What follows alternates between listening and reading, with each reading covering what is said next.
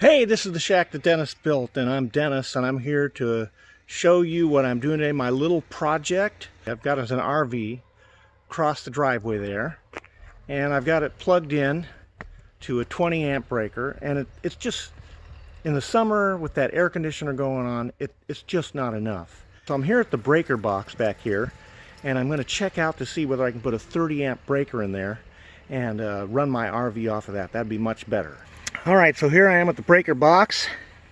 I'm going to open that thing up, and this is the mains, and what I'm seeing here is I have two 20 amp breakers and they're off. That's kind of interesting. So I'm going to go ahead and take this off down here. Take it off before I get stung. That was kind of scary.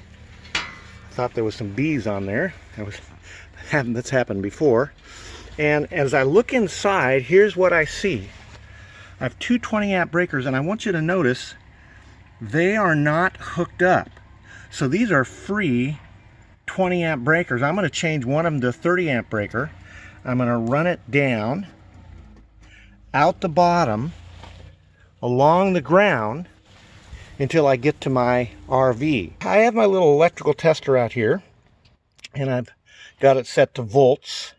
And what I'm going to do is I'm going to turn one of those breakers on, and I'm going to test it just to see whether we have powers. All right, I got my testers there. Go ahead and touch that to the neutral, and look at that. I got 120 volts, just like that. That's perfect. So for whatever reason, somebody put those two breakers in there, and they left them blank just for me, so I could come along and I could put a 30 amp breaker in there, run that to my RV. So here's the rule of thumb. If you want to use a 30 amp breaker, you need to use 10 gauge wire. If you're going to use a 20 amp breaker, you can use 12 gauge. And so that's really important that you use the right gauge, because otherwise it'll heat up and cause you problems. And we're going to run it all the way down, dig a ditch, and we'll put it in. So I'm getting ready to run my wire through the pipe here. Probably heard it said that you cannot run this wire through that pipe because it'll heat up too much and cause too many problems. Well, it turns out that the national standards, you can check it out online, says that's just not the case. In fact, they suggest you run this wire through this pipe.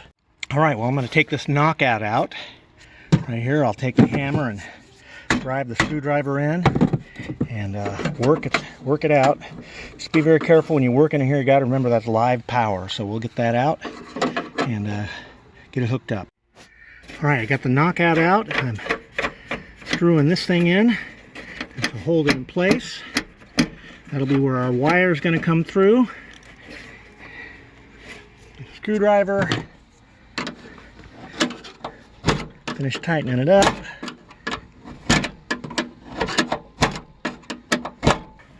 This is going to go right below that, right there. I just glued this in, and the reason I did this is, hey, you can never have too many outlets. I thought as long as I'm running power here, I might as well put an outlet here. So now I need to connect it down there. I got all this glued together, got my wire run. I need to run my other wire up to power. That'll be the last thing I do. Putting the cover on. Now we got a nice exterior cover. Look at that.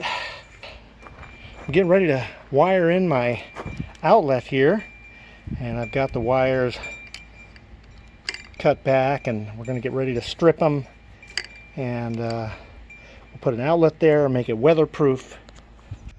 The white goes on to the silver, black goes on to the gold, and we'll put that on there, and then we'll hook up the ground and put it in place.